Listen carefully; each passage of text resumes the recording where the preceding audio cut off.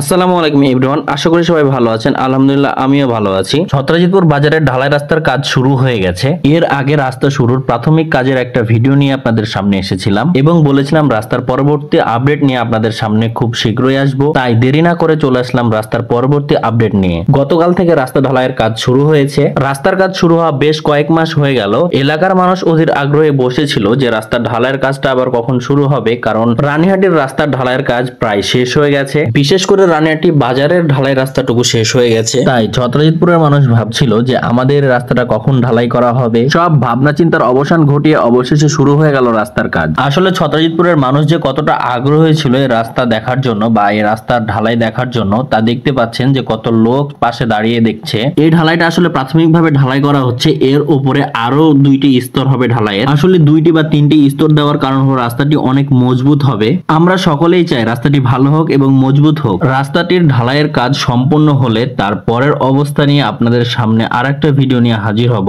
আজকের ভিডিওটি এই পর্যন্তই। সবাই ভালো থাকবেন, সুস্থ থাকবেন। ভিডিওটি ভালো লাগলে লাইক, কমেন্ট, শেয়ার করতে ভুলবেন না এবং পরবর্তী আপডেট পেতে ফলো দিয়ে সাথেই থাকুন। ধন্যবাদ।